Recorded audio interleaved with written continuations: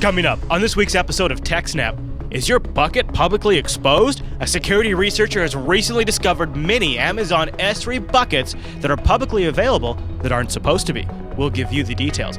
Plus how the KDE project recently avoided a near Git disaster, a big batch of your questions, the root cause of all of Java's problems, and much, much more on this week's episode of TechSNAP.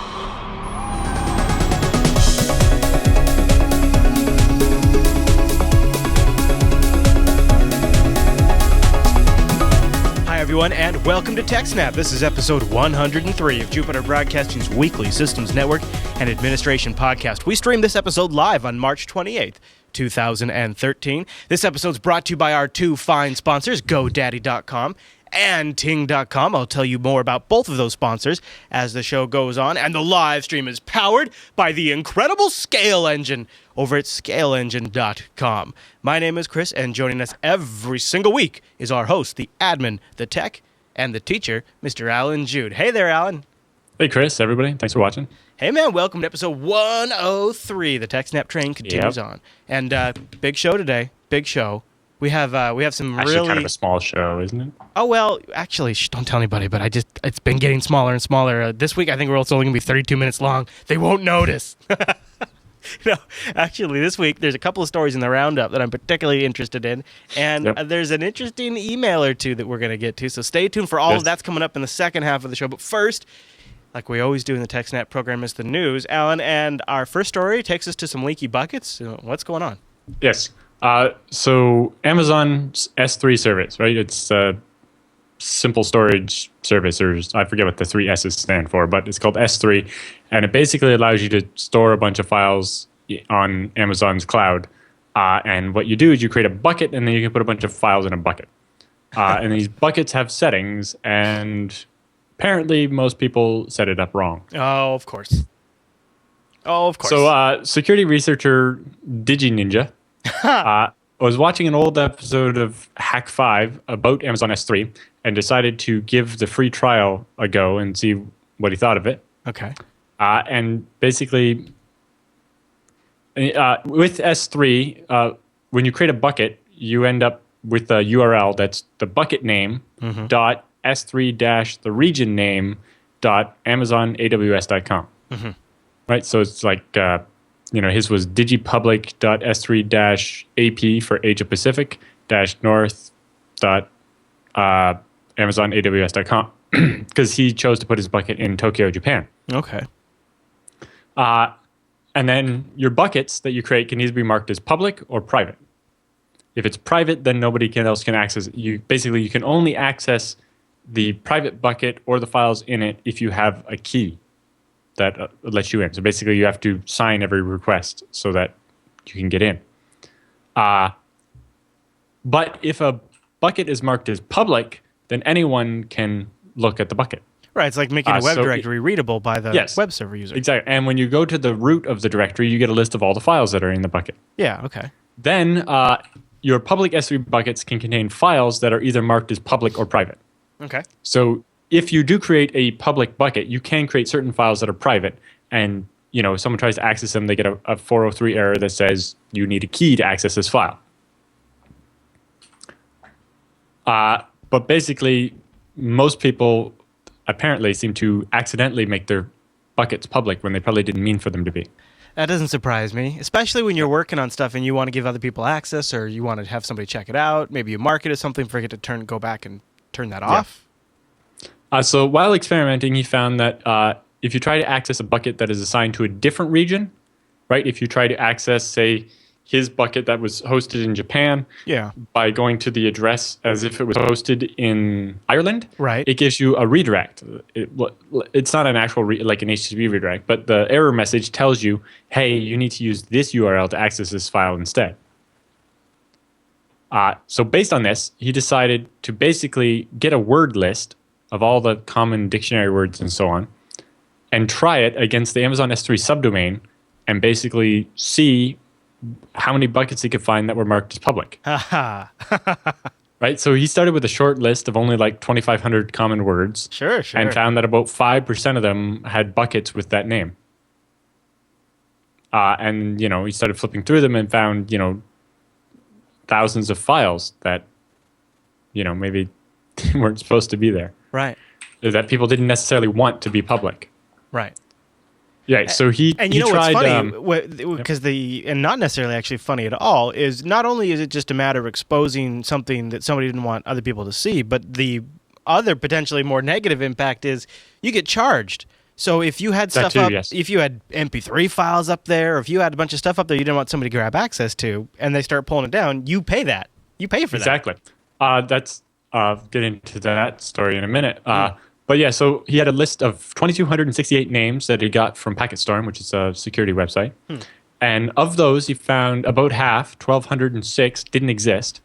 848 of those buckets were private, and 131 of them were public. So then he tried a bigger list, and he found 6,000 private and 9,600 public files in those buckets that he had gone through. And he found that of the files he was able to access, the 9,683 files, over 7,000 of them were images. Another 1,300 and some were like CSS, JavaScript, and HTML files. Right. And then a smaller number were movies, music, documents, zip files, or in one case, an SQL dump. Sounds like a lot of people database. using this maybe for web hosting to accelerate loading of their site images or something like that. Yes, although, like I would like to point out, Amazon S3 is not a CDN. It will not make your website faster. Right, it's not, especially Amazon S3 is not has meant a for separate this. service Yeah. called CloudFront that will do that. And CloudFront you have to store the images in S3, so you have to pay for CloudFront and S3. Right. But yeah. And the other thing is S3 doesn't provide a way for you to restrict access, right? So you can't put in a rule that says, it has to have a certain referrer header to be able to load the image. Right. So yes, if you host your images in S3, someone else can use that image on their website and you pay for all the bandwidth. Right. Yeah. We've had customers move to Scale Engine because of that problem. I would imagine. Yeah. And the fact that we're cheaper than S3, but anyway. Oh.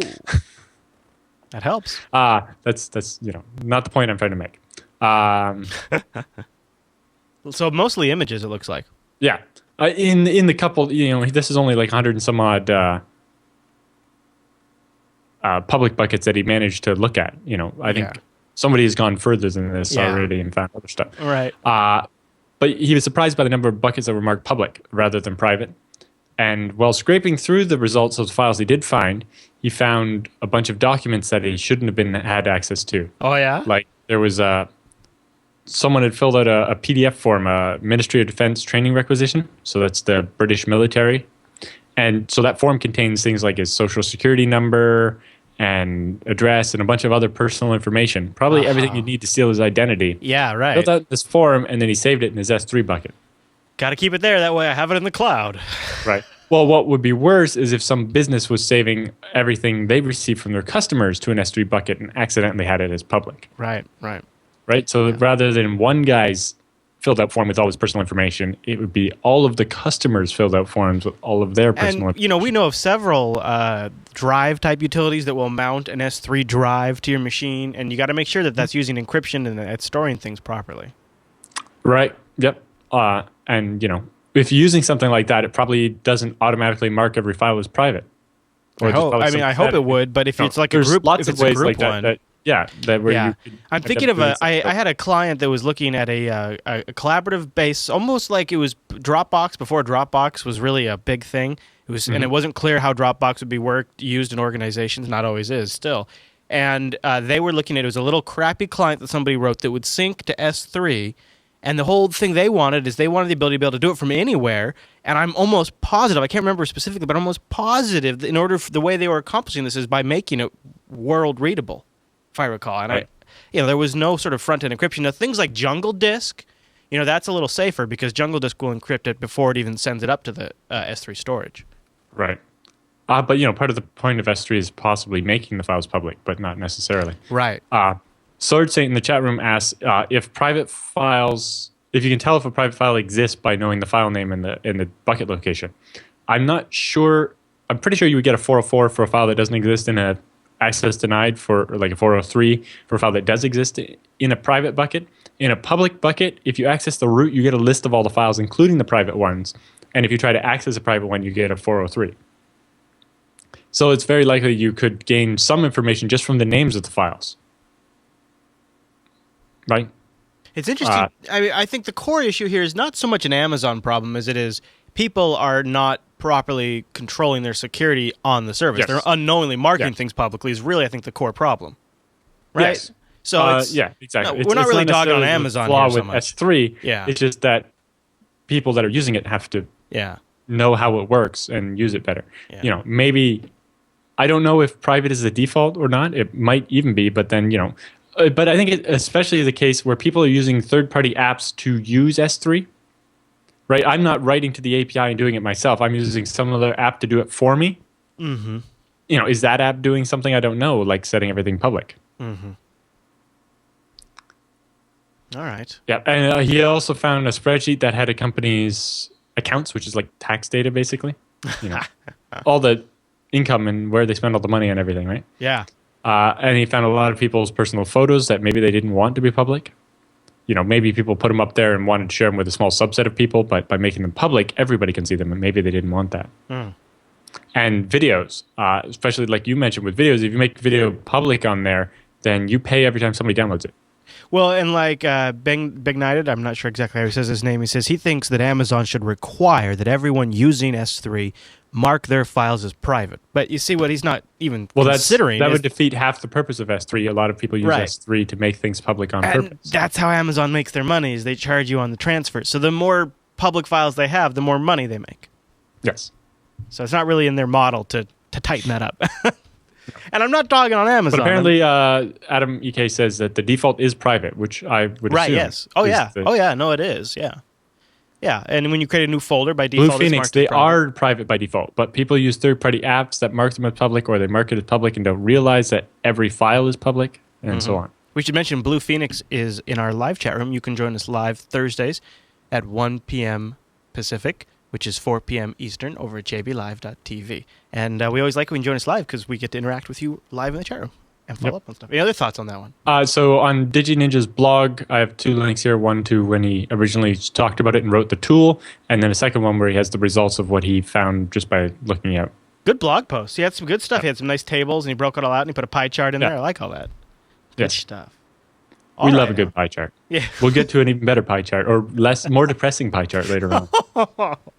I'll try not to let it get me down. In fact, in the meantime, to bring my spirits up, I think I'm going to think of our sponsor this week, GoDaddy.com, and the beautiful Danica Patrick sitting there telling us about good deals over at GoDaddy. In fact, for just a few days left, like it expires literally at the end of March, but you might be able to slip under the radar if you're catching this at the beginning of April. I don't know. Use the code HOSTDEAL4 when you're checking out, and you're going to get economy hosting for $1 a month for a year. Host deal 4. That's crazy. That's gonna expire very soon. So go over to GoDaddy and grab that. Also, if you're doing something else, go 35 off 4.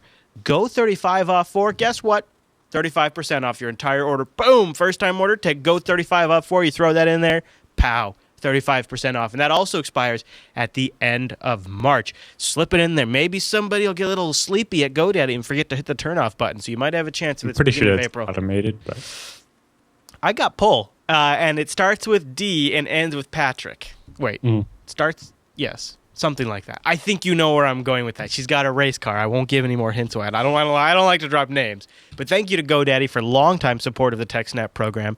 And don't forget, one of the great things about GoDaddy is everybody uses them. Everybody knows them. If you're working for a company and you need to register domains, use GoDaddy. If you're a contractor, use GoDaddy. If you have family members you need to register a domain for, use GoDaddy. And here's one big reason. In all three circumstances I just gave you, GoDaddy makes it super easy to hand over control to that third party. So that way you can walk away and say, thanks, I did my job. Great luck with everything. I don't have my credit card in there. I don't want to have to worry about the renewals and any of that stuff. You just say, boom, you set it up for them, pow. And if you don't want to, if you want to kind of be like Alan and actually do the opposite, where you kind of assume responsibility over many people's domains, that's also very easy. And it's one of the great benefits of GoDaddy being the world's #1 domain name registrar. So go over to GoDaddy.com and use our code HostDeal4 to get economy hosting for $1.99. Or, heck, 35% off for Go35 off 4. And thank you to GoDaddy for sponsoring TechSNAP. Yeah, there's some people where I will refuse to help them unless they delegate me authority because I don't want to deal with trying to walk them through setting up name servers and stuff. It's just like, no, here, click here, give me authority, and I'll make it work. Otherwise, go away. I know. Let me do my job in 10 seconds instead of 20 minutes or longer. Yeah, absolutely. Now, this one I almost considered covering in last, but I'm glad we waited to talk about it in here in TechSNAP because I think we'll do a little better justice on this story. This one was interesting. Because it's more, it's interesting from a Linux perspective, but it's and the direction, educational from a sysadmin perspective. And there's a ZFS angle to it as well, which is kind of interesting. So I thought it'd be good here. All right, so what happened? KDE project had a big mishap, right? Yeah, so basically... they narrowly averted what would have been known as the Great KDE Disaster of 2013. Now, you Windows users, you might not know this, but KDE is a desktop environment for the Linux and the Unix you see out there. So it's a nice desktop environment. I just wanted to give them that disclaimer out. Yeah. They might not know. Yeah, so basically it's a desktop window manager, kind of like what we would call Windows. Part of it, like the arrow interface of Windows, basically. And yeah, you can actually run KDE on Windows. I have to try that just for fun. But basically, it provides the mechanics of a user interface. Anyway, a full desktop. Yeah. Hence the D and the E stands for desktop. Like Baker Flaps says, we're just letting all 6 of them know. You'd be surprised. Windows 7 is the #1 distribution. Yeah, I mean, I think Windows 7 is a Linux distribution, right? No. On March 22nd, the server that hosts git.kde.org was shut down for security updates. The way it actually works is that git.kde.org is actually a virtual machine that runs on top of a physical machine. Sure. And so there was 2 different virtual machines on the machine. So they shut down the 2 virtual machines to install security updates on the host machine and reboot and then start the virtual machines up again. Okay. Pretty normal. Pretty normal, yes. But when they restarted them inside the VMs, they noticed there was evidence of file system corruption. Uh-oh. They used ext4 in the virtual machines, and I don't know if there was FSCK errors or what. They didn't really get into the details, or they didn't really bother investigating the cause. They were just worried about the fact that the file system underneath their Git repo was damaged. Right. That would concern me as well. The real problem came from the way their mirroring architecture is set up. So they use anon-git, which is anonymous Git, mirrors that basically pull the stuff from the main git.kde.org, and that's where people actually get the source code from when they check it out. So basically they can load balance. So they have a master server and then a bunch of slaves, and people pull from the slaves. Sure. Yeah. It keeps the master server not busy. Exactly. Yeah. But the problem was that those mirrors that mirror the 1,500 repositories that make up the KDE project, it's a lot of repositories, began mirroring that corrupt data. Oh. So they were mirroring too well, and basically they mirrored the corruption. And so there was a corruption inside the Git repo that Git itself didn't catch, but was able to replicate out to these Git slaves. Yes, and that left no mirrors left that had an uncorrupted version of the repository. Wow. Yeah. What's kind of scary about that is an underlying file system corruption on a GitHub server, or on a Git server, is not all that uncommon. You know what I mean? Like that's not that could happen to anybody.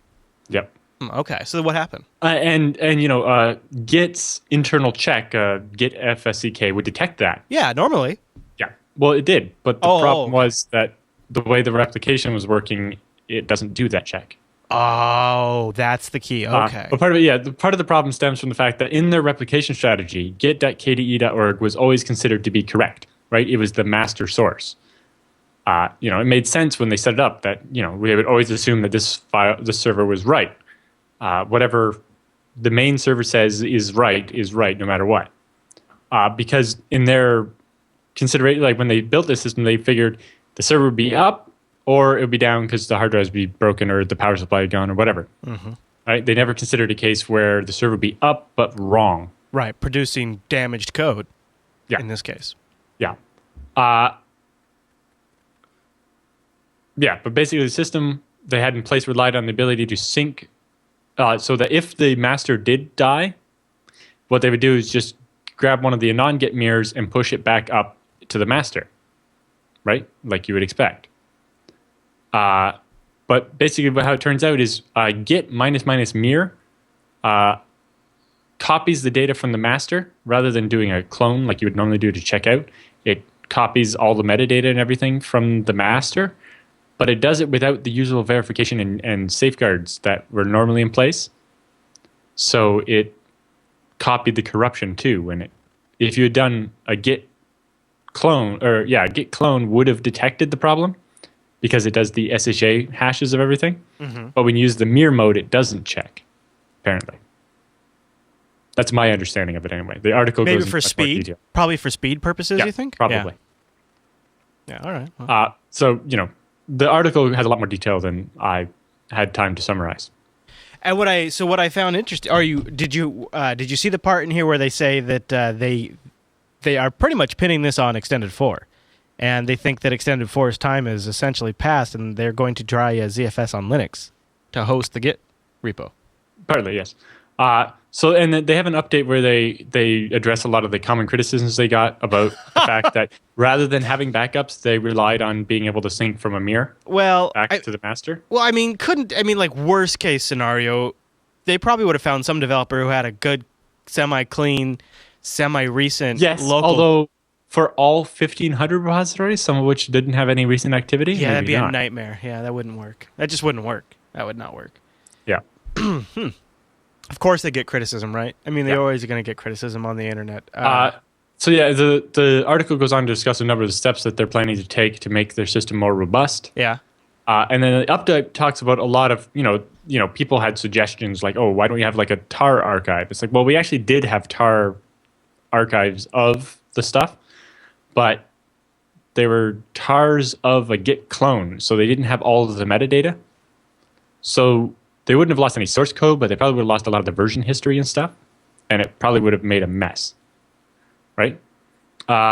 Because if it's not really possible for them to take a tar of the repository when it's live, because it would be changing all the time, right? And it's not really possible for them to just take that offline on a regular basis to do a backup of it, especially since the backup probably takes a long time, right? Yeah. Right, so we've talked about this before with backups. If you try to take a tar of a database, or in this case, this a source code repository, then if you're tarring the whole thing and you're halfway through, and then the beginning part changes, or the whole thing changes, then you're only backing up the changed version from where you are on, right? Not from where you are before, right? So you end up with an inconsistent backup that may actually just be useless. If only their file system could take snapshots. Right. The update addresses the fact that mirrors are not backups, but why they were using them anyway, and the problems they would have with most backup systems. It's pretty understandable that could happen. Basically, they're saying, if they had ZFS even on just one of the non-Git mirrors, and had snapshots, they could have just grabbed a working snapshot and gone back. Even if that mirror ended up getting corrupted by the replication, they could have rolled back to a known good copy and then sync that back to the master. Yeah. I guess. Yeah. I guess they actually. I misunderstood. They go on to say that ZFS would have helped because of ZFS's checksums support and things like that, but they're not actually positive they're going to move over to it yet. I misspoke. Right. But interesting. Yeah. So looking at doing tar, the question is, how do you take a tar archive of a live system without getting it being corrupt? Right. And I'll cover that in just a second. The other problem they had is if they took full tars of the repository once a day or something, then they'd want to be able to keep those for like at least 30 days to be able to go back in case there's silent corruption that they don't detect right away, right? But that would take too much space, right? Mm-hmm. Their whole repository is rather large, and if you're taking a backup of the whole thing every day for 30 days, it gets really expensive. Yeah, it's like 25 gigs. People ask, why don't you use S3? It's like, well, S3 is expensive. Mm-hmm. And when we set this up, there was no thing called Glacier, the cheaper version of S3 that's kind of designed specifically for backups, because it costs you an arm and a leg to restore if you actually want to restore. Mm-hmm. So it's more of a write often, read only in an emergency. Right, and it's where you don't care that it's costing you an arm and a leg. And it's still slow. Yeah. Well, they recovered. That's good. People talked about using rsync. It's like, well, Oh, yeah? with rsync, you have the same problem of backing up a live system as you would with tar. But the other thing is rsync creates a mirror, which is not a backup. Right? It's like the same person is like, mirroring's not a backup. You should use rsync. It's like, no. But mirroring is not a backup. Right? rsync only makes one copy. Yeah. Yes. So, the answer is obviously ZFS, right? Well, kind of. Or, yeah. Yeah. So, while it's true that ZFS, checksumming, and RAID Z and snapshots are not a backup, they allow you to make the backups you need, right? But so if you take a ZFS snapshot of your repository, then you can mount that snapshot and then take a tar archive of it. And since the snapshot's read-only, the tar archive is going to be consistent of exactly what the repo looked like when you took that snapshot. Well, and like the blogger himself pointed out, the checksum feature of ZFS would have probably prevented this problem from happening in the very first place. Yes. And the copy on write, right? The fact that ZFS never overwrites anything, right? It always makes a copy and then updates the pointer to point to the new copy. So if the new copy is only half written, the pointer doesn't get updated, and you get what it looked like before the system crashed instead of what it half looked like during the crash, right? And that's what you get with the normal file system is, if you're in the middle of writing a file and the power goes out, you don't have all of that file written down. Whereas with ZFS, because you're writing to a second place and then updating the pointer only once the file is completely written, if you crash in the middle of writing a file, instead of getting a half-written file, you get what the file looked like before. You lose all the data that was in the middle of being written, but would you rather have the whole file or half of a file? So that's why ZFS works like that.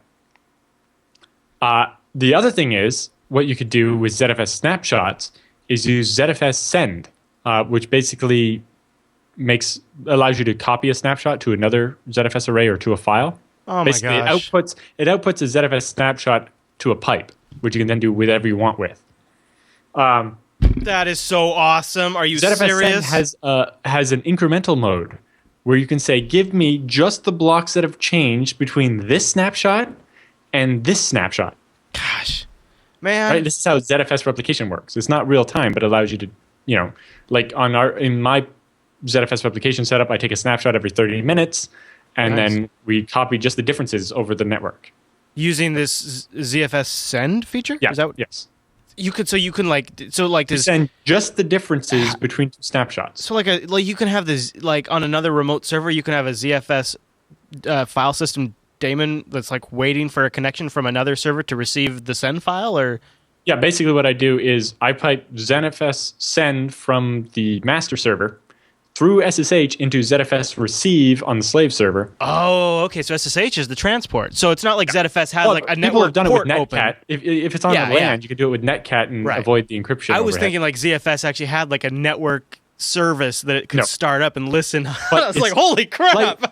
Well, because ZFS, why would they do that? Because it's a real Unix tool. In Unix, tools have one job that they're really good at and nothing else, it makes and sense. everything's and you'd want to send that over SSH, really, and you'd want to. Yeah. Well, in my case, I do because I need to use SSH keys to log in as a specific user on the remote system and actually execute sudo ZFS receive. Right. Because ZFS has to run as root.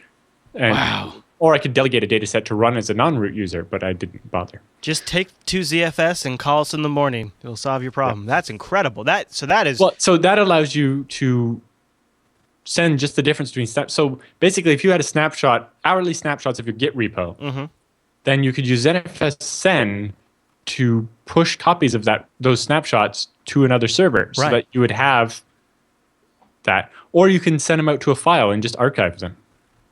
Oh, man. Right? You could write them to tape or whatever. So it's kind of what I love about... Because basically it's at the ZFS level, it means you're only copying the blocks that are different. What I love about that is you can just take that snapshot, and then later on, if you discovered your Git repo just gone to hell, you could just recover that snapshot, and then it just brings the partition right back to the state it was when you took the snapshot. I mean, It's really slick. Mm-hmm. ZFS. So you can do a ZFS send of a snapshot, which gives you all of the data that makes up that snapshot. Or you can do incremental, where you say, give me just the difference between this snapshot and this snapshot. So I wonder... once a month, you dump the whole ZFS array, and then each day, you could just say what's changed in the last day. And then when it's time to restore, you can just put them back. So I suppose this might be technically possible with ButterFS under Linux, but you'd have to be willing to use ButterFS in production. Right. On a Git server at this scale would probably be pretty risky at this point. I would say so, yes. Yeah. I was thinking, what else? The other nice thing about ZFS is you can do clones, which are normally snapshots are read-only. If you make a clone, it makes basically a separate data set that's everything that was in the snapshot, but allows you to write to it afterwards. I like that too. That's great for testing. And it keeps the deduplication aspect. Well, it keeps the copy on write aspect. That is so cool. Because it's a snapshot, it's only keeping track of the bytes you change in the clone. Gosh, that's so cool. Although this makes it dependent on the original snapshot. Right. However, there's a separate ZFS command called promote, which says, hey, make this not depend on this anymore so that you can remove the old snapshot and keep the clone. That is so cool. Why do I use anything? I don't even know why I use any I think you mean using NTFS on top of ZFS, not ZFS on top of NTFS, which wouldn't make any sense. No, it'd be horrible and awful. But and yes, slow. if you create a ZFS ZVol, which is basically a block device, then you can share that via iSCSI and mount it on Windows. And then you can take snapshots. Yeah. Although and then Windows would never know. Snapshot of a block device is a little different than a snapshot of a ZFS file system because right, you don't get the file system. You can mount the file system, whereas if you take a snapshot of a block device, you still have to run like Windows check disk on it, and it might not be perfect. It's still NTFS, the file system. Yeah. Yeah, and taking a snapshot in the middle of it writing could still be bad. And there's, Microsoft has volume shadow copy for that stuff. Yeah. All right. Well, should we take a break right here and thank our second sponsor for this week? I have one more point. Oh, cool. Go ahead. The other thing is, the obvious solution is to use a real backup software like Bacula. And then have Bacula take a backup based on the snapshot, not the live file system. Yeah. So basically, Bacula in its config has the options to run commands on the host system before it does its backup. Right. So you say, hey, destroy the special snapshot called Bacula. Right. Create a new snapshot called Bacula. Back up the files from the snapshot called Bacula. Do you think I'm going to get in trouble if I just come out loud, if I just say it out loud? This is the problem when developers set up systems instead of system guys. I mean, because you're right. Like, an IT guy would have done Bacula. Like if they had a dedicated, they must by now. But when it was set up, I think you're right. If they would have had you gone in there to set that up, you would have put Bacula in place, and that just would have. Well, I'm not actually sure. Like, what does the files on the hard drive look like for Git? It's a bunch of separate files with the SHA hash, right? Yeah, and so and that way you could have incremental backups. And because no file ever changes in Git after it's written, it should make incremental backups. Yeah. Oh, absolutely. Yeah, it does. Yeah. I don't know. I back up my SVN repo with Bacula. Well, so that's why they need to watch the TechSNAP program, Alan, because that's an excellent point. Well, and they made a bunch of other points, like they don't have a lot of space to store backups because most of these mirrors are virtual machines. Yeah. Donated by basically. KDE is not one of the sexy open source projects. It's one of the biggest ones, but there's no company pushing money into KDE. Yeah, all of KDE's Git repository is about 25 gigabytes. So they'd have to manage that kind of backup store and however many iterations. Right, and basically almost all of their servers are just virtual machines running on top of somebody's other machine, and the virtual machine is just, I have some spare space and CPU and RAM. I'll set up a virtual machine and run a mirror KDE. Right, it's mostly other developers who happen to have a dedicated server and share some of those resources with the project. Super common in open source, really. Yeah. Whereas bigger projects like FreeBSD, they have a foundation that has money, and they have infrastructure from like ISC and Yahoo, and they have a cluster admin team whose job it is to run the infrastructure. That's nice. Whereas in KDE, it's some sysadmin or some developer who's volunteered to who's part sysadmin. Part developer. Yeah. We salute you, sir. And things like that. Good luck, sir. And or ma'am, could be. Right. But anyway, we don't mean to rag on the KDE people, but No. they have a point that compared to a lot of other open source projects, it's not like they're getting money from anybody. Right? Like there's like Samba, for example, gets money from a lot of companies that use Samba in their product. Right? They're like, oh, we wanted to have this feature or that feature or whatever. But KDE doesn't really have any sponsors. Kind of a lot of other open source projects do have a sponsor, but KDE doesn't. There are some like Blue Systems, but yeah, you're right. It is compared to some other vendors. It's you're right. Like just about every other major open source project I can think of, really. Yeah, that's pretty interesting, huh? Well, just for how large KDE is as a project. And it's a good reminder, too. You could apply this basic formula to not even just Git repos, but to, in a lot of cases, SQL databases, document stores, whatever, your intranet where people are uploading files, whatever it might be. You got to think about if you're doing the same mirror version where you're always assuming the master. And I think a lot of people do this because, let's be honest, it's kind of the easiest way to write the bash script, right? Yep. It's just kind of how it is.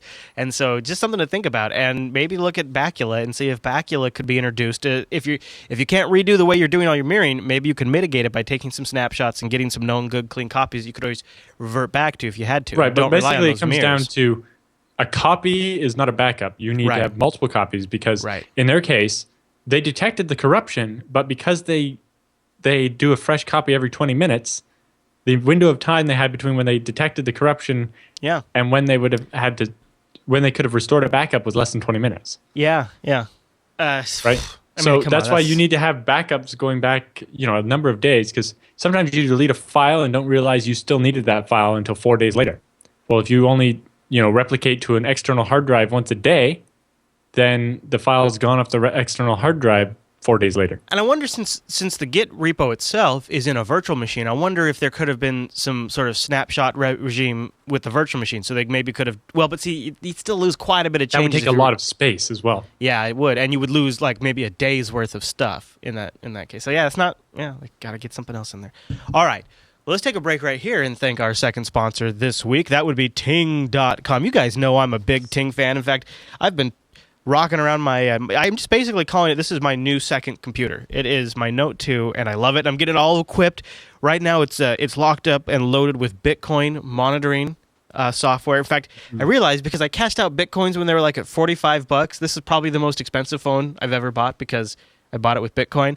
But I love that I bought it with Bitcoin, so I'm okay with that. And I can watch the price of Bitcoin. It's mostly only expensive because Bitcoin's crazy. The Bitcoin's worth $99 today. it's like just nuts. It's like right now as we record, it's $92.70. But that's okay. I don't care because you know what? Ting.com is a great value, friends. Let me tell you about a mobile service that makes sense. Ting is BS free. BS free mobile service. They're an MVNO of the Sprint network. So if you've got good Sprint coverage in your area, you're going to have great Ting service in your area. No contracts, no early termination fees, no bundling or ride-along services, and no overcharges or penalties. But my favorite thing, besides the free tethering and hotspotting that's just included with your data plan, my favorite would be the way they hit you back when you don't use all of your minutes. So take a look, first of all, while we're talking about minutes, their awesome plan chart. Here it is.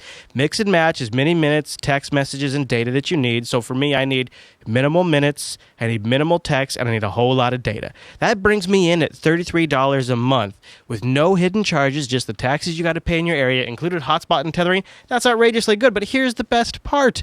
Credits, they will credit you on unused service. They credit you on, like, say I chose 1,000 minutes and I only used 500.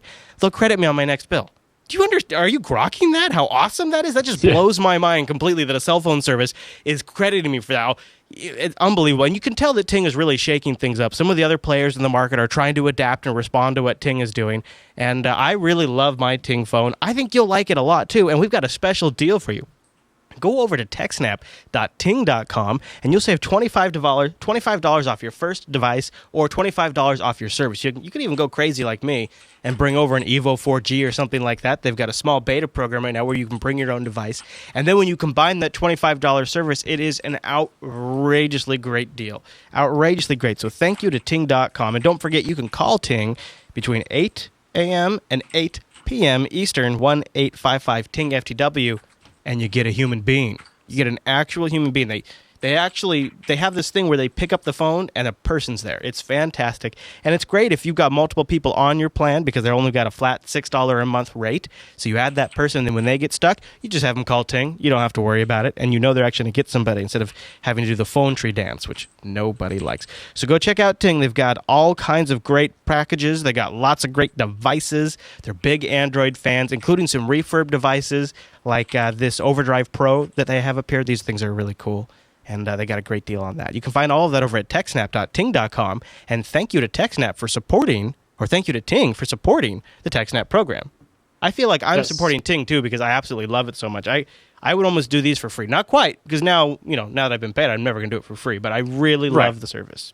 I noticed they have a reseller thing, which looks interesting as well. Ooh, I would actually, if I start getting like a crew going and we have cell phone services, first of all, I think the Note 2 would be a great phone for them, for employees, and I would put it all on Ting. And it's $6 a flat rate. That's a no-brainer. Well, the other thing is basically if they ever, I don't. We'll talk about it after.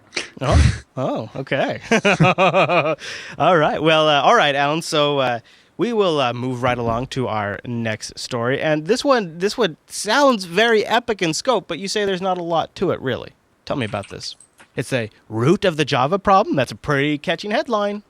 Well, basically a survey company called pfSense kind of looked through all their data and did a breakdown of what versions of Java everybody runs. Ah, yes. And the answer is depressing. Yeah. 93.77% of all the installs of Java that they managed to survey are vulnerable to at least one known exploit. 97%? 93.7. 93.7%. Well, Yes. That's awful. That is based awful. Because 75% of devices were running a version of Java that's more than 6 months old. And 50% of the devices are running a version that's more than 2 years old. Ooh, there's no excuse. What could... especially on the web browser, no excuse for that. Maybe if you've got some sort of desktop application, maybe. But in the web browser, no. Chris isn't having that. Yeah. And they also found that 79% of devices are using Java version 6, which as of March 4th is end of life by Oracle. There will be no further patches or security updates. So unless the people manually upgrade to Java 7, those 79% will just be vulnerable forever. I wonder if have you seen a similar breakdown like this for Flash? No, that would be interesting. Or scary. Because it could be as bad as this. I mean, this is the problem is I wonder if you there's lots of factors that would cause this sort of. And no wonder we're seeing Java as such a heavily cited cause of the exploits. I mean, obviously, if I was a malware author, I would target this low-hanging fruit too. And you got to wonder if Sun's horrible negware update has caused so many people just to turn that crap off. I mean, like corporations around the world turn that off because they don't want their users just clicking and installing it. And they've sort of, I don't know. I don't think everybody should do the Chrome method, but I think they've sort of tipped the problem so much farther the other way that a lot of people just don't even know there's an update available. And there's also people that don't upgrade because there's a risk it'll break their application or whatever. Yeah, absolutely. Project Morris in the chat room asks, is the number so bad because they're picking up devices like embedded devices and stuff? I'm not sure, but I'm pretty sure pfSense is based on browser data. Yeah. So only if those embedded devices have a browser and are visiting a website. That is really because again, this is looking at Java in the browser, not Java on the system. Because I know a lot of phones have Java built into them, especially older Nokia phones or whatever have Java built into them, and it's probably version 6 and so on. And maybe that's where part of it is. People with those types of phones. I don't know that much about the data behind it. They don't give all of the details. Maybe maybe it's time for websites to start saying, "We've detected an old version of Java. You need to update." Right. Well, I remember there was one where they nagged anybody running Internet Explorer to stop. Yeah. And maybe something like that for Java would be good too. Because people are going to be really, really exploited if this continues to happen, and then we have to keep hearing these headlines about. Well, anybody who's still running Java that's more than 2 years old is probably already exploited many, many times. Womp, womp, womp, womp. Good point, Alan. Yep. Wow. All right. Any other thoughts on that story? Not really. The Okay. graphic is pretty interesting. Yeah. You can see that, the first quarter is mostly, people that have updated since April of 2012, so about a year. But beyond that, it's pretty horrible. So I'm in one of these minority groups, I guess. Because Which one? or I'm not even on this chart because these are just out of date, right? So No, I'm just the top version there, Oh yeah. I see 1.17 it. I see is it. new. Yep, I see it. Okay, that's where I'm at. I'm in that little slice. Adorable. Only about 5% of people have the latest version of Java. According to the survey, and I don't know where the data comes from, so it's probably slightly disproportionate. I'm sure if we checked the TechSNAP audience, they wouldn't be all out of date, now would they? Right. It does say in the article Some that of them would be, and I would laugh at them. they said the security firm got the real-time data on tens of millions of endpoints worldwide from its threat seeker network. So I assume that means CDN, and they probably have like some sort of No. data relationship with a CDN.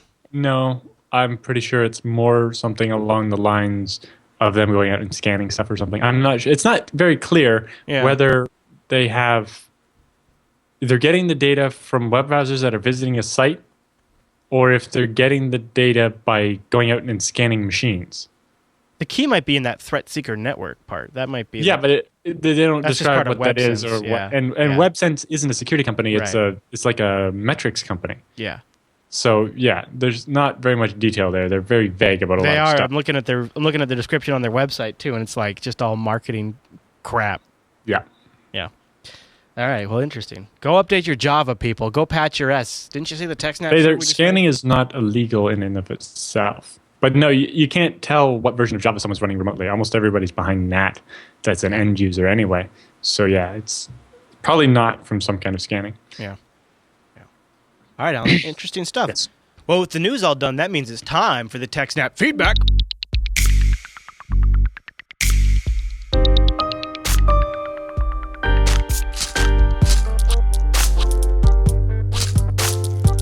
Thanks for sending your emails to TechSNAP at JupiterBroadcasting.com or popping that contact link at the top of the Jupiter Broadcasting website or starting a thread in our subreddit like a few of our submitters did over at links.techsnap.tv. Mr. Jude, are you ready for our first email?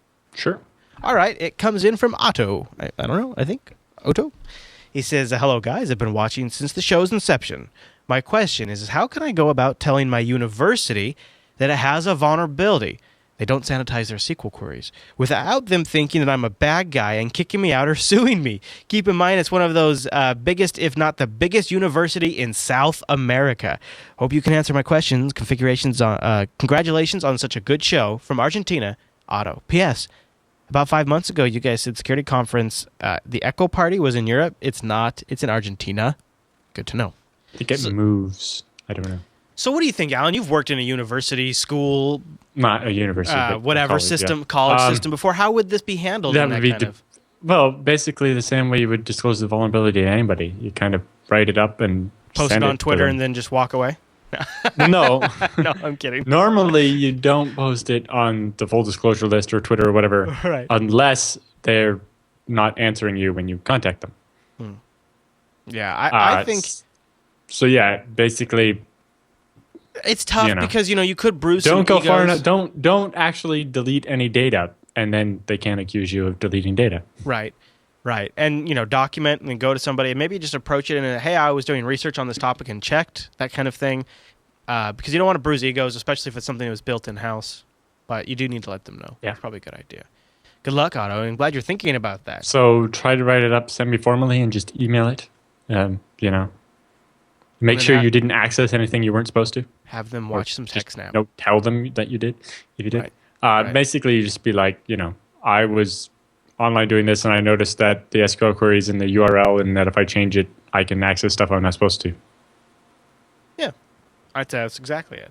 All right, Alan. Next email comes in from Ron. He says, hi, Alan and Chris. Longtime viewer of the TechSNAP program.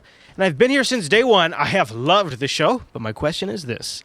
I have the latest version of pfSense, but the problem seems to be that every few hours or so, the WAN IP address keeps getting dropped. I know it's not a problem with my modem because I've used it on other regular routers and it doesn't drop the connection. Plus, I've even swapped out to other NICs and it still does the same thing. I've done some research and it seems like a lot of other people have the same problem. Just wondering if you guys have heard of this and maybe heard of a solution to the problem. Thanks. And thanks for the great show. Well, I'd be interested in knowing what was common between the people that also had this problem. Yeah, it feels like the same ISP. I just switched to actually using a pfSense box here at my house. Nice. Because the file server that was also my router is going to become my desktop, so I need to be able to reboot it. Because I wanted to upgrade to a newer version, and I wanted to switch it to PCBSD for better desktop, and because I want to run Beehive on it, which is a BSD virtualization thing, kind of like Zen or VMware or KVM or whatever. Anyway, so I've switched to a dedicated pfSense box, and I haven't had any problems yet. I'm guessing it has something to do with the DHCP lease, possibly because the DH client is more standards compliant than some other ones. But basically, I would look at the pfSense logs and see if it knows what's happening.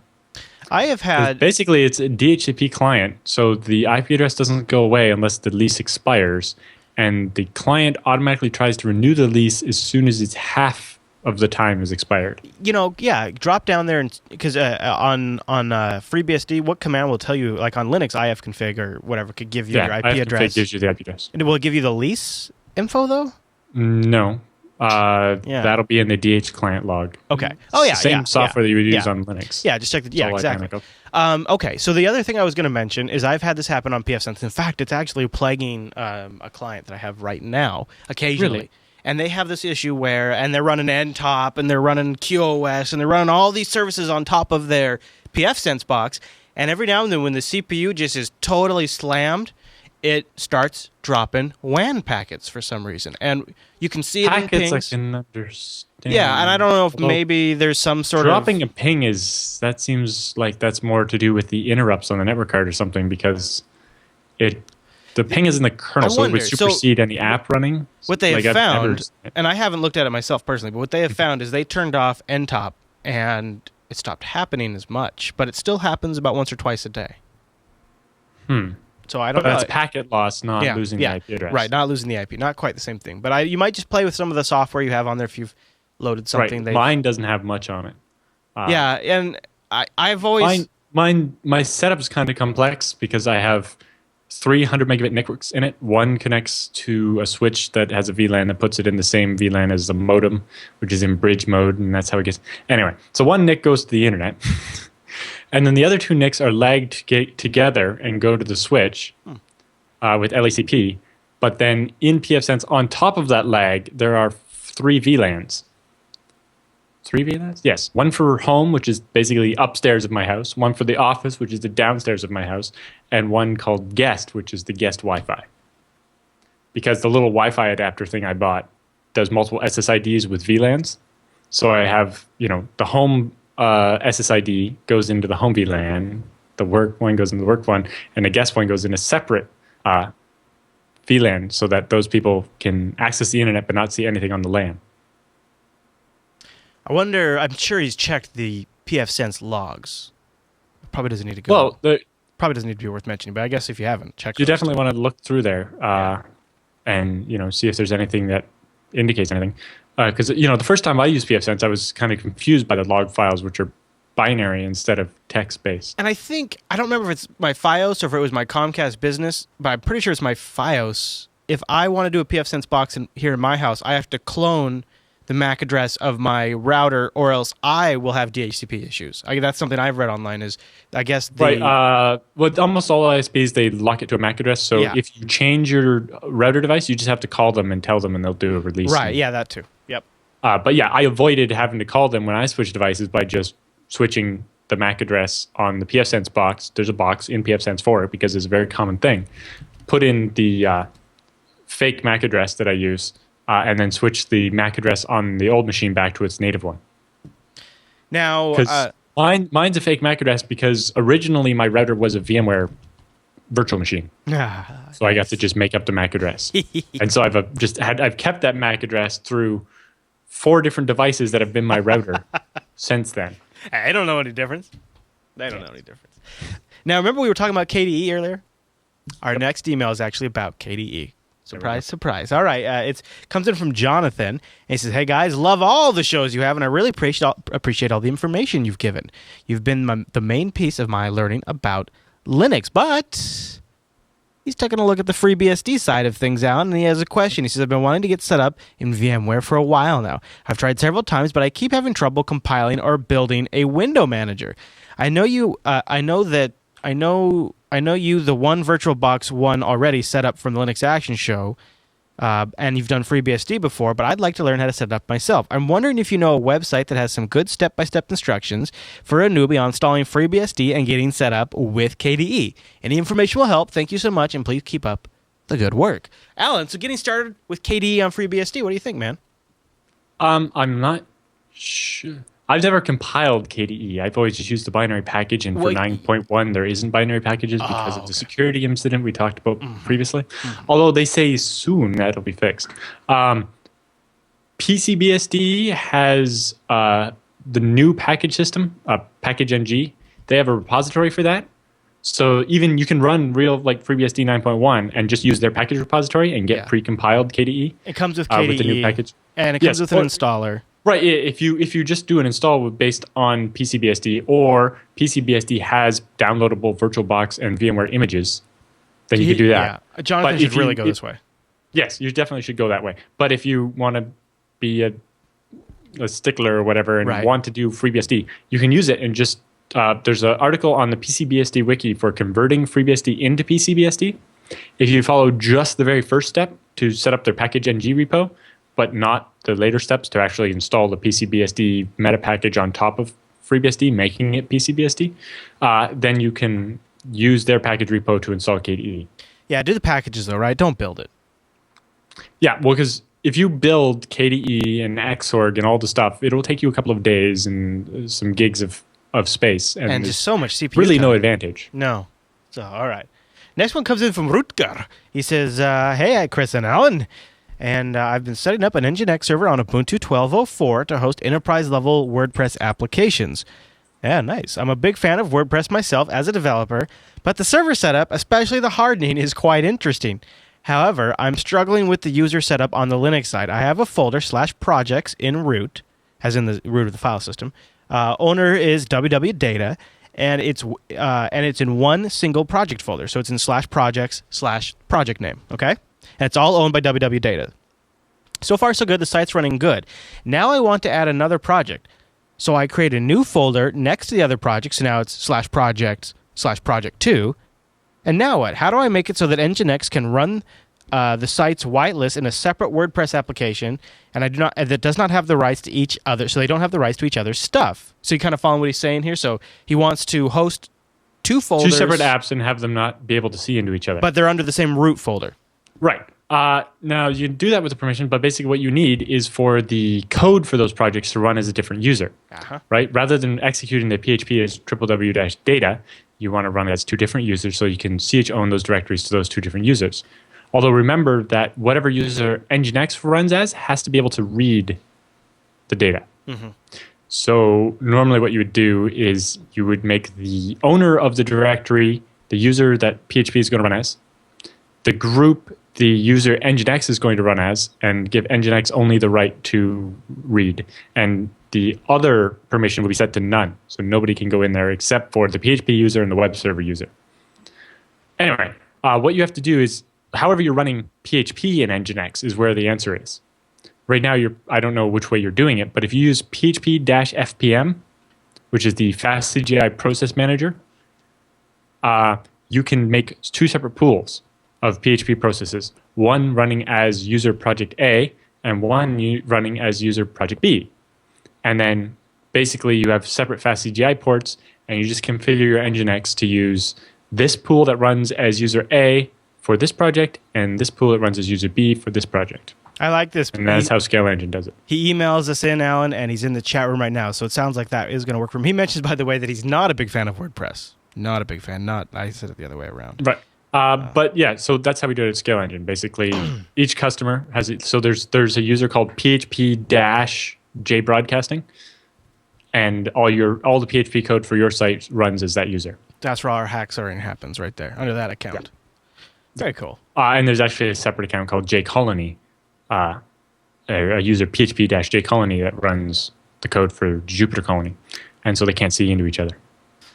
And works great. Especially since jcolony was PHP BB, which has a history of security. Oh, yeah. That's a good idea.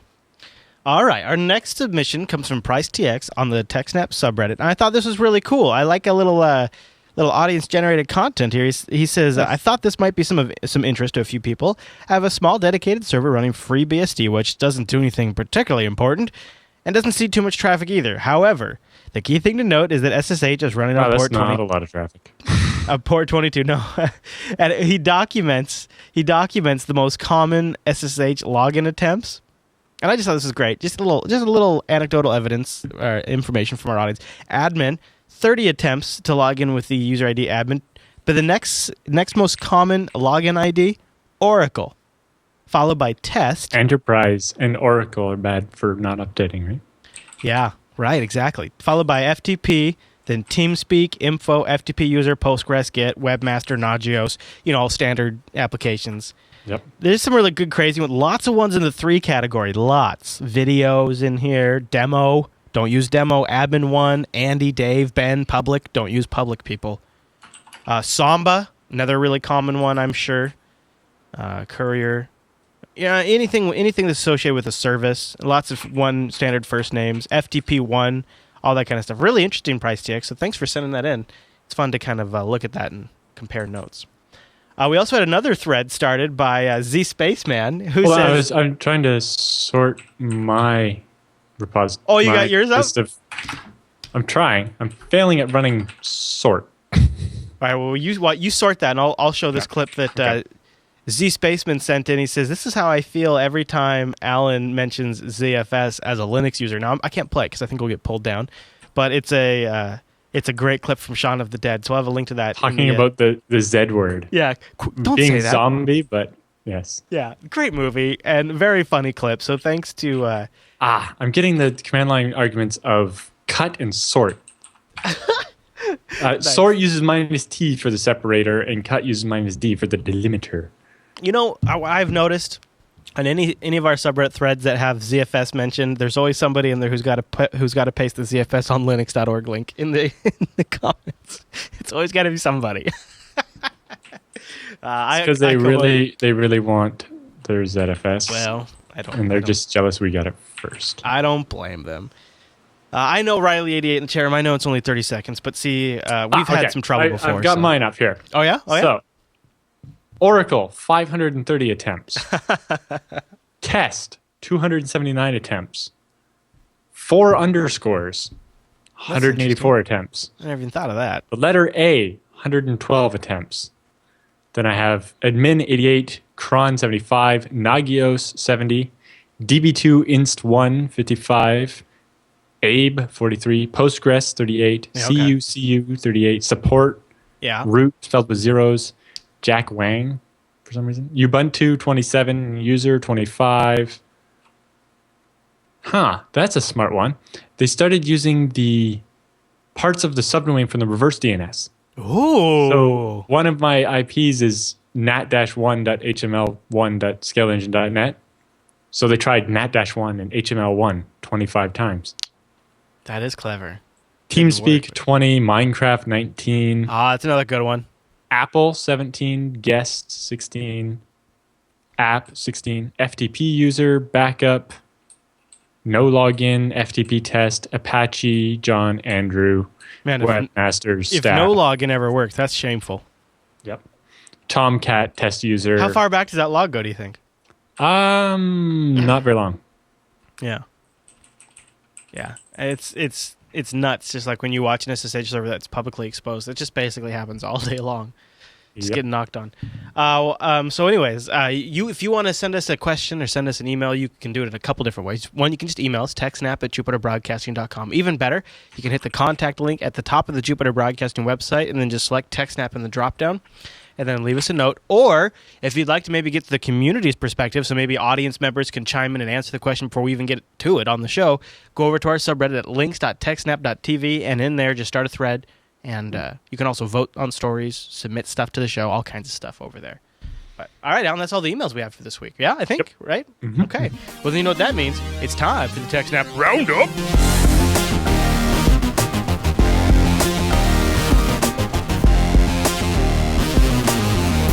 And welcome to the TechSNAP Roundup. Yeah, that's what that crazy music means. Now, the Roundup are stories that didn't quite make it to the top of the show, but we still want to talk about them, maybe give you a few links to go follow up on your own after the show. A lot of these links are supplied by our subreddit over at links.techsnap.tv. All right, Mr. Jude, our first story is a little bit of good news for the Apple users out there. Even if I'm not 100% satisfied, Apple has introduced a two-factor authentication option for Apple IDs, which is a good step. Yes. So basically, when you try to log into anything that uses your Apple ID, they will either SMS you a 4-digit code or do the Find My iPhone, which is some other mechanism for delivering it. I don't know exactly how that works, but I think it just uses their push system, whatever that is. Yeah. And then what the other interesting thing is that their code is only 4 digits. Yeah, and the problem... when Google SMSs me, I think it's at least 6 digits. And most authenticators are like 8 digits. Right, and in a lot of scenarios, especially as it becomes a post-PC world, if you get that push notification or that text, you're getting the two-factor authentication on the very device you're using to authenticate to the services, right? Right, and this is where we talked about the flaw in finish with all the images. What? Sorry. Yeah. Anyway. It's not an easy problem to solve, I understand, and at least it's better than nothing. So I'm not trying to dog on it, but yeah.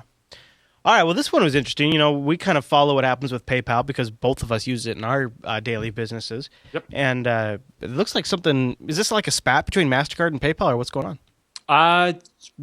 MasterCard trying to make more money. Yeah. So MasterCard has decided that any payment processor or intermediary that isn't registering the vendors directly with MasterCard will have to pay new or higher fees. So if you're PayPal and, in a PayPal transaction, you pay me and it shows up as a charge from PayPal on your credit card. So MasterCard only knows that you use PayPal to pay for something. Right. They don't know for what. With a regular credit card charge, the company that is charging you has to classify themselves as like what kind of thing you were buying. Like we're a computer store or we're a bank or we're an airline or whatever, right? There's all these classifications. And MasterCard learns things about you based on what you're buying, based on knowing where you bought it from. And so MasterCard's basically saying if they're not getting that data about you because you're using PayPal or Google Checkout or any other service that is basically acting as an intermediary or financial services company in between MasterCard and whoever you're buying something from, they're going to charge them a higher fee for each transaction. So either PayPal is going to have to absorb this or PayPal's fees are going to go up. Now, how did this Bitcoin... And this starts in June. How did this Bitcoin tab get open? What's this doing here at 81 Bitcoin? PayPal, figure it out. That sucks. Well, in this case, it's MasterCard doing it, not PayPal. Yeah, I know. Right. And then Visa, while they haven't said they're going to do the same thing, is like, yeah, MasterCard's right to do that. Yeah, of course they're going to. If they see MasterCard doing it, of course they're going to do the same thing. Well, it comes down to MasterCard's like, there's an extra fee if we don't get to invade your privacy. Yeah, I don't like that at all. That's dirty. Yeah. Yeah. That is... It's like, you don't need to be building a profile of what I'm buying. Yeah, especially kind of considering our next story. The U.S. plans for more monitoring of private web traffic and email. The U.S. government is expanding cybersecurity program that scans internet traffic headed in and out of defense contractors to include far more than just defense contractors. The Department of Homeland Security, which is kind of interesting, will be leading this up. And this is part of an executive order that was signed on cybersecurity from Obama last month. What they're going to do is what they will be monitoring will be driven by classified information provided by intelligence agencies, including the NSA, on new and serious cases. And they'll say, okay, we've identified a flaw that justifies us in monitoring this, so let's begin checking this out. Yeah. So basically, the idea here is that originally they had this program where they would monitor all the traffic in and out of defense contractors to make sure that they weren't being hacked by the Chinese. Sure, yeah. Obviously, I don't know how long that's been going on, but obviously it wasn't very effective at some point. Now they want to expand it to include anything they classify as critical infrastructure, which apparently includes big banks, transportation companies, and a bunch of other. So that means if you work for a bank and you're surfing Reddit on your computer, the government may be watching what you're doing. And I've also heard in some cases important software vendors are considered infrastructure providers. So like Microsoft, potentially, Linux projects, perhaps, and who knows? Right. It's all used in infrastructure. Wow. Along those same lines, I talked about this a little bit last night in Unfilter. One of the top priorities for the FBI for 2013 is real-time spying powers. Yes. That's creepy. So basically, the FBI currently has the power to subpoena Gmail to make them give the FBI your archived emails. Right. But they want to be able to have the ability to watch what you're doing in like Google Talk or the Gmail chat or whatever it's called. So any way you're communicating. Yeah, in fact, they go on to say that includes like everything, like even like Scrabble chat on the iPad. Yeah, so like if you're talking in the in-game chat in the game on Facebook, they want to be able to monitor that. Or Eve or SOTOR, anything. Yep. But also they want to be able to look in your Dropbox and they specifically mentioned Dropbox. And so they've actually, the FBI's 2013 budget specifically has allocated funds to do this, and they've made a statement saying that they believe they're close to accomplishing the real-time Dropbox and Gmail monitoring based on partnerships with the respective companies. That doesn't sound good at all. No. And it's real-time. It's like, all right, turn on Alan Jude, and now we're watching.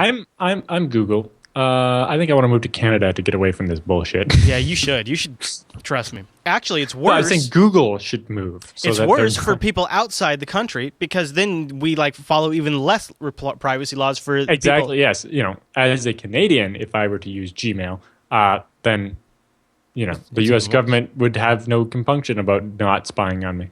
Now we've you're a foreigner. You're open to spying. Yeah. No kidding. Top priority for 2013. Top priority. Yeah, top priority.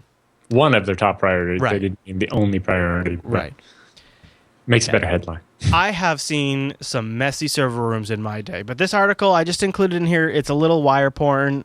For you out there who have suffered in bad server room cabling and want to go see it worse. It's like for those of you who are hoarders. I've seen about half of these images before. Oh, yeah.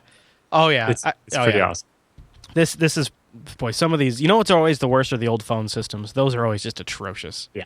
Yeah. So this it's like, what would happen to your Cat 5 wiring mess if all 8 strands were separated? Yeah. Thin and wiry. You guys have to go check out the link in the roundup section of the show notes if you want to look at these, because there's just so many great ones that you look at that and go, good God. That looks like a Hollywood set. It's so bad.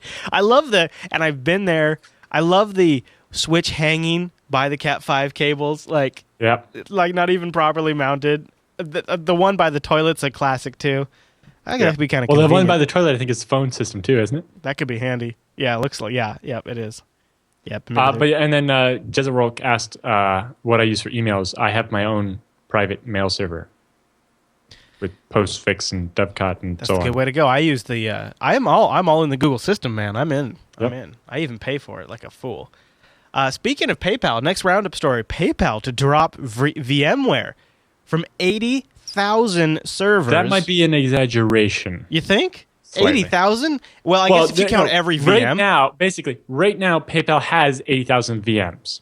Right, and they're using VMware. Yeah. They're going to, they've switched some of them, like 10,000, over to using OpenStack. Right. They will probably basically provision all new stuff will use OpenStack from now on. And so by saying probably not going to move all of the VMware ones. This is typical. Also, they're not getting rid of VMware, and VMware is part of OpenStack now. Yeah, I know, right? It just comes down to the fact that OpenStack has tools to allow them to do orchestration that VMware doesn't provide. No, in fact, this is a Forbes article, and VMware wasn't very happy with the way. I think they were actually contacted by. Well, because PayPal didn't come out and say all of this. This is all based on a press release by OpenStack saying that PayPal was using OpenStack now.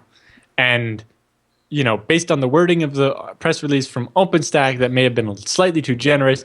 And then journalists taking it too far. Maybe PayPal's plan wasn't to do that, just to try OpenStack or whatever. Right. And it turns into the fact that all of a sudden PayPal is going to drop VMware, which they probably aren't. VMware issued a correction. Their senior vice president of cloud infrastructure platform reminds folks that, by the way, we're part of OpenStack too.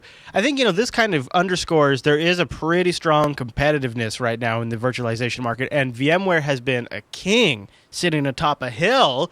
And OpenStack really has made a serious challenge. Because they were the king, they were able to charge ridiculous licensing fees. And now the open source stuff is catching up, and other providers have kind of adapted the way they license things. It's putting VMware in the hot seat. And VMware's trying to scale some of that licensing back, but they got really greedy at the same time that OpenStack started to get good. And the two things converged, and it started to erode their market share. But interesting. All right. Moving on, this story, of course, I don't know, maybe I put this in the roundup. The perfect storm for Bitcoin pushes it towards the $100 mark, but actually of more significance than that $100 mark is at around $93, which is kind of where Bitcoin's been hovering today. Yep. It crosses a very important threshold of a $1 billion market cap, roughly. The Bitcoin market is worth $1 billion around the 92, 93. What you mean 100 billion, right? No, that's what it says in your thing. No, $100. No, that's $100 coin. Right, but see, it says that, and there's how many coins, right? There's. I don't know. Your headline says $100 billion market cap. No. It's because that's just kind of that was my custom headline that I wrote in the doc. Well, then you wrote it incorrectly. So it's going to be 100. So this guy's saying $100 coin, but even before you get to $100, the whole value will be $1 billion. It's like 900 million right now or something. It's really close. Because there's how many coins? There's about 11 million, I think, 10 million that have been made. Right. Yeah, it's close. I mean, it's pretty interesting to watch. But what he kind of goes on to say is you had there was a ruling that came out from FinNic, which is a group that puts out counterfeiting stuff, and so they basically kind of gave financial for laundering and things like that. They kind of gave some guidelines for exchanges to follow with Bitcoin. That caused a huge explosion because in some ways, some people viewed that as a little bit of federal acknowledgement of Bitcoin. Well, because previously they had said, "Oh, it's all illegal." Yeah, well. Right? Any alternate currency is illegal. And now their stance is more like, well, we need, since these are not going to go away, it seems, we need to make a regulation framework for them to work inside of. There's also been a couple of VCs that have jumped in recently, as well as some investors. And then the situation in Cyprus has also kind of led to at least some buzz, if not some additional adoption. So it's been a big couple of weeks for Bitcoin. Obviously, the problem with Bitcoin's valuation at $1 billion is that if everybody tried to sell their Bitcoins, they wouldn't be worth as much. Right. And that $1 billion is completely theoretical. Yeah, exactly. But yeah, absolutely. It makes a nice headline. And it's pretty amazing. It's pretty amazing to watch it go. Because, I mean, when we really, in TechSNAP, when we first started talking about it, it was around $9, $11? And then it the very first, when we first started talking about it, it was at $30, and then they fell down to $5, and then bounded up into the 20s, and then fell back down to $5. That's kind of where I kind of got done with it for a while. Yeah. But yeah. You have one in here. Is this a judgment? What is this? Yes. So the Canadian Supreme Court has ruled in a case against Rogers, which is one of the major wireless companies here. It's about 25% owned by AT&T, I think. That the police need a warrant in order to read your text messages in Canada. Yay! They should. So basically, they send in the protection that you would get over your regular voice calls, where they need a warrant to wiretap you, to cover your text messages. Good. Where there was it wasn't clear whether that was covered before. Basically, the police had gone to the phone company. Since the phone company temporarily stores the messages in the buffer before they push, because you send the message, it goes to the phone company, and then eventually goes out to the user when they're able to pick it up. The police were trying to subpoena those and get access to them, and basically the court rules that they need a warrant in order to read your text messages. Now, we've talked about those underwater internet cables. And It sounds like a James Bond movie when I hear about somebody taking a boat out there and diving down to go cut them. But that actually almost happened, right? Is that legit? Apparently. We don't have all of the information yet.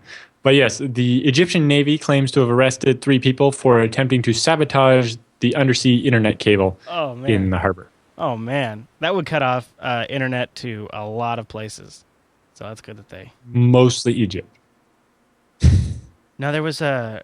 what they say in here? I guess it's not in this article. There's another connection that connects a couple other countries, I guess, but I don't remember what it was. Well, now, obviously, it wouldn't have disconnected most places. Oh, yeah, true, right? It would have taken away the most optimal route, That and they might would have have been had to what it go was. a slower route. I think that's what it was. And that, might have caused load issues and stuff. So, yes, it definitely wouldn't have been fun, although it's not likely to break the internet.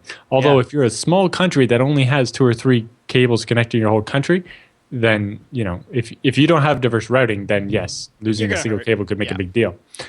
Interesting story. One of my ISPs, there was a cable cut that somehow happened and it took out 440 separate fibers. Oh. But most importantly, it impacted the 2 bundles of 10 gigabit fibers that connect the site, which is in Beauharnois, which is in Quebec, to Montreal and to Newark, New Jersey. So there's 2 separate groups of 10 gigabit links to those 2 places, basically create 2 100 gigabit links. And both of those were basically down for 10 hours, meaning all the traffic had to be routed over a third backup link, which was not able to handle, the 200 gigabits of traffic that were normally flowing. And that caused one of my servers to be very slow. Coincidentally, my monitoring doesn't detect when a server is just slow, because there wasn't actually any packet loss or anything. It just wasn't able to upload very fast. So it seems I need to make some changes to my monitoring to detect the condition where a server is not as busy as it should be. Oh, that's interesting. I'd set off an alert. It's like, hey, this server's supposed to have at least 5 megabits of traffic, and it's only doing 1 megabit right now. Right. Probably broken. Hey, it's not busy enough. Hey, I know this guy. He should be a lot busier right now. It's slacking off. Yeah. All right. Well, but it's hard to do that sometimes because a lot of our servers, especially that are just doing the HTTP traffic, they'll peak during the day, and then in the middle of the night, there's not that much traffic. Right. Yeah. So you need almost like a trend analysis. Yes, it's Nagios, but I need to almost do like a trend analysis. It's getting awfully complicated. My Nagios is already huge. It's monitoring 1,200 services across 140 hosts or something. It's ridiculous. That sounds like the next T-shirt. My Nagios is huge. Yes. All right, Alan, I think that brings us to the end of the show, doesn't it? That's everything, right? Yep. Okay, well, everything Alan talked about, links to all of it are in the show notes. Go over and find episode 103 on jupiterbroadcasting.com. Scroll down below the download links, and you'll see all the stuff we talked about, including links to that server room wiring nightmare and a few other cool things like the blogs and stuff. So, and don't forget, TechSNAP's live Thursdays at 1 p.m. Pacific, which is 4 p.m. Eastern, 2000 UTC. Now that the time has changed, right? Make a note. Also, make a special note if you live in a European country where your daylight savings time will start soon. I think soon, or started this week or something. I don't know. Meaning that your time will be different after the DST change than before, even though it changed once already when we changed our daylight savings time. It's very confusing. Ugh. This would normally be the point where I'd say... This is why the entire world should run on UTC. Yes. And not have daylight savings time. I agree with that. I completely agree with that. People are like, I don't want to have to have lunch at 5 p.m. It's just a number. It's just a number. Exactly. This would typically be the part where I'd say you could also stream us over audio at jblive.info, but it's been down all week. So hopefully by the next time you hear this, it'll be back up. But so if you've been tuning into that and you've been having troubles, I haven't had a really chance to mention it on there. That has been going up and down all week long. But hopefully next week you can tune over at jblive.info to get the audio version, which is great for those of you who are sitting at your desk or commuting in your car. And you can also grab the RSS feed and then automatically download the show every Friday morning when there is a new episode available. All right, everyone. Well, thanks so much for tuning in to this week's episode of TechSNAP. We'll see you right back here next week.